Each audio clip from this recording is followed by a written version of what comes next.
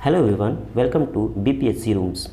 आज हम लोग देखेंगे प्राचीन भारत का इतिहास। ओके, प्राचीन भारत के इतिहास में हम लोग जो है पाषाण काल के जो है क्वेश्चंस को आज करेंगे, जो कि प्रीवियस ईयर क्वेश्चंस हैं, जो कि बीपीएससी में आए हुए हैं, बीपीएससी में आए हुए हैं।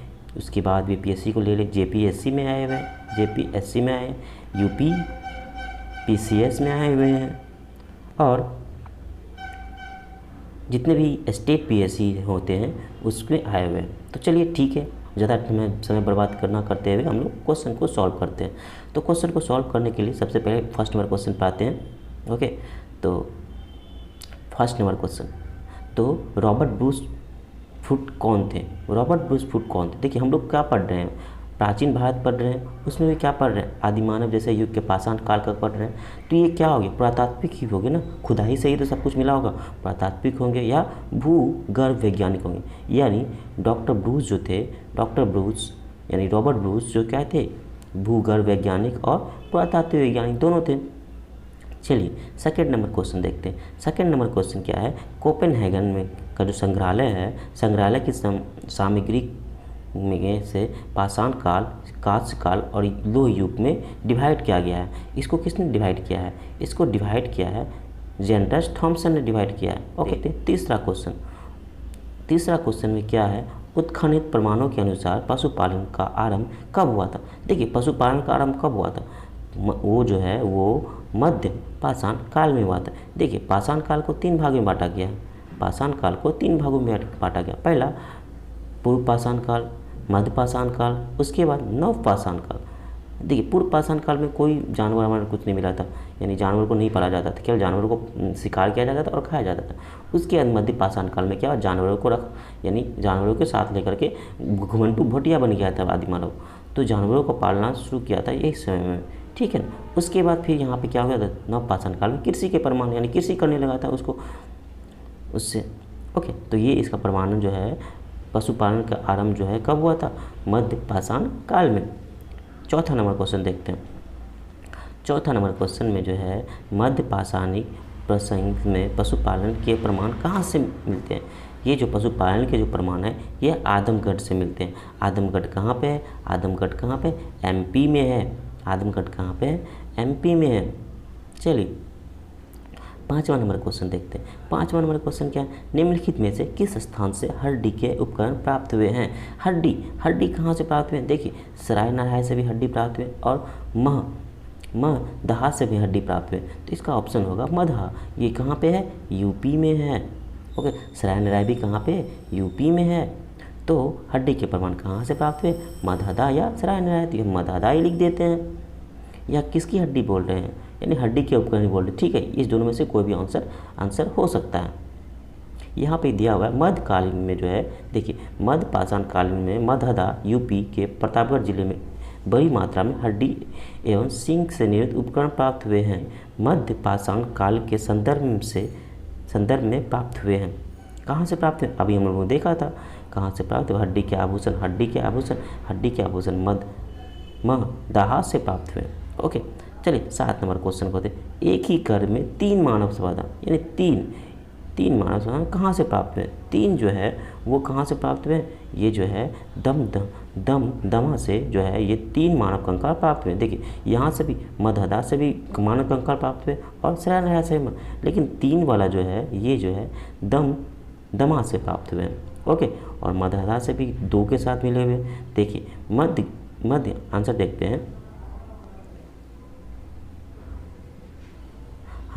हैं। यानी मध्यगंगा घाटी के प्रतापगढ़ जिले के स्थित सराय नराय, मगधा और दमदमा का उत्खनन हुआ था। दमदमा में लगातार 5 वर्षों तक किए गए उत्खनन के फलस्वरूप पश्चिम एवं मध्यवर्ती क्षेत्र में कुल मिलाकर 41 मानव समाधान प्राप्त हुए। मानव समाधान में क्या, मानव के कंकाल प्राप्त हुए हैं, ठीक है। इस समाधानों में 5 समाधान युग्म है। ओके, और एक जो है वो 3 मानव कंकाल को एक साथ दफनाएंगे बताया गया। अब 8 नंबर क्वेश्चन देखते हैं। 8 नंबर क्वेश्चन में क्या है, 8 नंबर क्वेश्चन में है खाद्यान्नों की कृषि सर्वप्रथम आरंभ हुई थी। कृषि सर्वप्रथम कब आरंभ हुआ था? मैंने पहले ही कहा था, कृषि सर्वप्रथम जो है नव पाषाण काल में आरंभ हुआ था। उसके बाद 9वां नंबर देखते हैं। भारत में जो है, भारत में मानव का सर्वप्रथम साक्ष्य कहाँ पे मिला? मानव का सर्वप्रथम साक्ष्य कहाँ पे मिला? ये नर्मदा घाटी के किनारे मिला है। नर्मदा घाटी के किनारे मानव का सर्वप्रथम, यानी आदम मानव का जो है, जो भी है, जैसे आप देखिएगा कि नर्मदा घाटी कहाँ पे, एमपी में है। 10 नंबर में, 10 नंबर, मानव द्वारा सर्वप्रथम प्रयुक्त अनाज कौन सा है? मानव द्वारा सर्वप्रथम प्रयुक्त अनाज जो है वो क्या है? जौ है, जौ। ठीक है ना, बाजरा भी नहीं है, चावल भी नहीं है और गेहूँ भी नहीं है, जौ है। चलिए 11 नंबर क्वेश्चन देखते हैं। 11 नंबर क्वेश्चन, भारतीय महाद्वीप में कृषि के प्राचीनतम साक्ष्य कहाँ से मिले हुए? लोहरादेव। ओके, लोहरादेव होगा। 12 नंबर का देखते हैं। 12 नंबर का, यानी भारतीय उपमहाद्वीप में कृषि के प्राचीनतम साक्ष्य कहाँ से प्राप्त हुए? यानी ये प्राचीनतम साक्ष्य कहाँ से प्राप्त हुए? ये क्या से आ गया? ये भी आ गया आपका जो है मेहरगढ़ से, मेहरगढ़ से आ गया। अब हम देखते हैं 13वां नंबर क्वेश्चन। 13वां नंबर क्वेश्चन क्या? भारतीय उपमहाद्वीप में कृषि के प्राचीनतम साक्ष्य कहाँ से मिले हैं? कृषि के प्राचीन साक्ष्य मेहरगढ़ से मिला हुआ है। ओके, नवपाषाण युग में भारतीय उपमहाद्वीप के उत्तर पश्चिम क्षेत्र में निम्नलिखित में से किस स्थान पर कृषि के अभ्युदय में अभ्युदय के प्रारंभिक प्रमाण प्राप्त हुए हैं? ये कहाँ से प्राप्त हुए हैं? देखिए, ये जो है मेहरगढ़ से प्राप्त हुए हैं। कहाँ से? मेहरगढ़ से। ओके, चलिए आगे का क्वेश्चन देखते हैं। भारत में पशुपालन एवं कृषि के प्राचीनतम साक्ष्य कहाँ से प्राप्त हुए? पशुपालन एवं प्राचीनतम के साक्ष्य कहाँ से प्राप्त हुए? ये भी मेहरगढ़ से ही हुए हैं। चलिए अब आगे देखते हैं कुछ।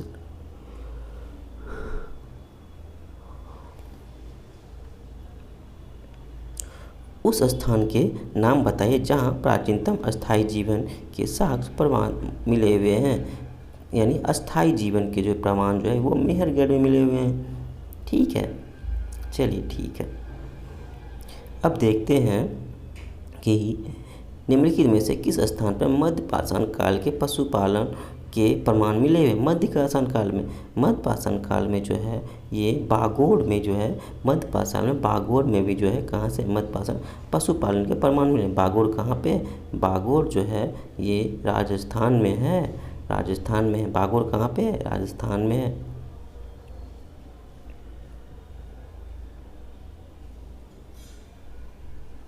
भीलवाड़ा, देखिए राजस्थान भीलवाड़ा जिले में स्थित बागोड़ से मिले हुए हैं। ठीक है, चलिए आगे का क्वेश्चन देखते हैं। निम्नलिखित में से किसको चारकोलिथिक युग कहा जाता है? चारकोलिथिक युग जो है ये ताम्रपाषाण यानी ब्रॉन्ज एज को जो है ये चारकोलिथिक खांसा या ब्रॉन्ज एज को जो है चारकोलिथिक एज कहा जाता है। ओके, तांबा के। अब देखते हैं निम्नलिखित में से किस एक पूरा स्थल से पास से मिले हुए? मेहरगढ़ से कृषि के साक्ष्य प्रमाण भी हुए हैं। ओके, तो मेहरगढ़ बहुत ही इंपॉर्टेंट है। देख रहे हैं कितना आ रहा है। 19 के बाद 20 नंबर क्वेश्चन देखते हैं। 20 नंबर क्वेश्चन क्या है कि नवादा टोली का उत्खनन किसने किया था?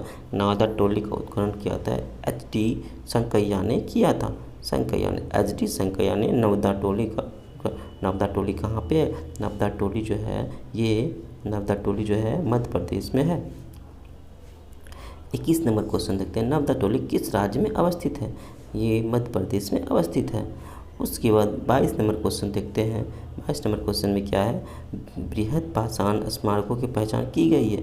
किसके द्वारा की गई है? बृहद पाषाण, यानी ये जो है मंदिरों के रूप में, मंदिर तो था नहीं, मृतकों के दफनाने के साथ के रूप में, यानी ये जो है सन्यासी गुफा के रूप में, यानी मृतकों के, या ये हो सकता है एक या बी हो सकता है। देखिए इसका आंसर क्या हो जाता है? बी है, यानी मृतकों को दफनाने के स्थान के रूप में ये किया गया।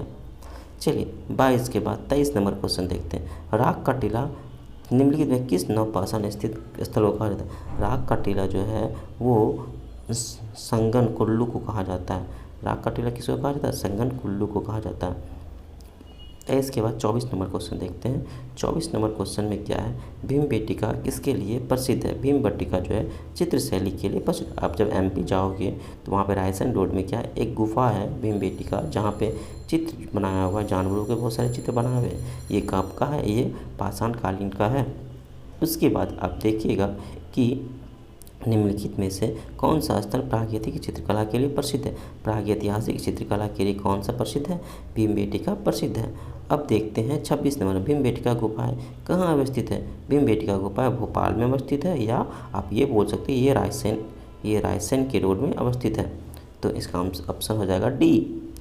उसके भारत में किस शिलाशय में सर्वाधिक चित्र प्राप्त हुए हैं। भारत के किस शिलाशय में सर्वाधिक चित्र प्राप्त हुए हैं। देखिए सर्वाधिक चित्र कहाँ पर प्राप्त हुए हैं, देखिए कहाँ पे, भीमबेटका में चित्र जो है, गुफा में जो है चित्र बना हुआ था, यह भीमबेटका का ऑप्शन हो गया।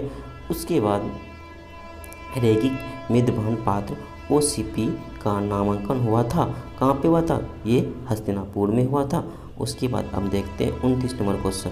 29 नंबर क्वेश्चन में क्या है, 29 नंबर क्वेश्चन में ताम्रसन काल में महाराष्ट्र के लोग मृतकों को घर के फर्श के नीचे किस तरफ से दफना कर रखते थे। यानी दफनाने का जो था उत्तर से दक्षिण की ओर दफनाते थे।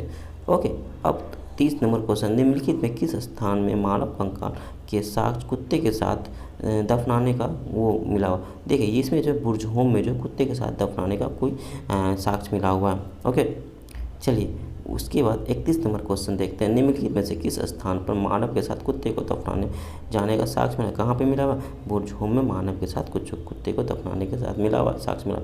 गर्त आवास के साक्ष्य कहाँ पे प्राप्त हुए। गर्त आवास में क्या हो गया, बुर्जहोम को ही गर्त आवास कहते हैं, यानी पहाड़ों के अंदर जो है आवास जो बना रहता है उसको गर्त आवास कहते हैं। ये कहाँ पर मिला, बुर्जहोम में मिला हुआ। चलिए आगे का क्वेश्चन देखते हैं। आगे का क्वेश्चन क्या है, आगे का क्वेश्चन है विंध्य क्षेत्र के किस शिलाशय से सर्वाधिक मानव कंकाल प्राप्त हुए। शिलाशय से सर्वाधिक मानव कंकाल ये कहाँ पे हो सकता है, मानव कंकाल कहाँ से प्राप्त हुए, ये जो है लेखिया से प्राप्त हुए।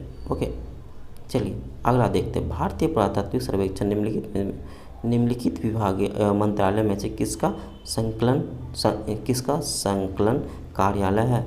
किसका है, संस्कृति का है। ओके, चलिए आगे क्वेश्चन देखते हैं। भारतीय पुरातात्विक का जनक किसे कहा जाता है। अलेक्जेंडर कनिंघम को क्या कहा जाता है, भारतीय पुरातात्विक का जनक कहा जाता है। उसके बाद क्या कहते हैं, भारतीय मानव संग्रहालय कहाँ पे अवस्थित है। भारतीय मानव संग्रहालय जो है ये जो है भोपाल में अवस्थित है। ओके, एंड अब देखते हैं अगला क्वेश्चन नहीं, ख़त्म हो गया। तो इतना प्रीवियस ईयर क्वेश्चन में इतना क्वेश्चन आए हुए हैं जो कि पाषाण काल से। आशा करता हूँ कि आपको ये वीडियो बहुत ही अच्छा लगा होगा, और अगर आपको ये वीडियो अच्छा लगे तो मेरे वीडियो को लाइक करें, शेयर करें, सब्सक्राइब करें। और इसका जो है आपको जो है भारतीय इतिहास का घटना चक्र का जो है सारा क्वेश्चन आपको मैं PDF के फॉर्म में भी मिल जाएगा, और आपको जो है पूरा इसमें बता दिया जाएगा। ओके, तो आप मेरी प्लेलिस्ट को फॉलो करें और आसानी से इसको पढ़ें। अगर लग रहा होगा कि मैं आपको स्लो पढ़ा रहा हूँ तो आप इसको 2x स्पीड में या 1.5x स्पीड में देख सकते हैं। ठीक है, बाय बाय। मेरे चैनल को सब्सक्राइब कीजिए और शेयर कीजिए। मिलते हैं।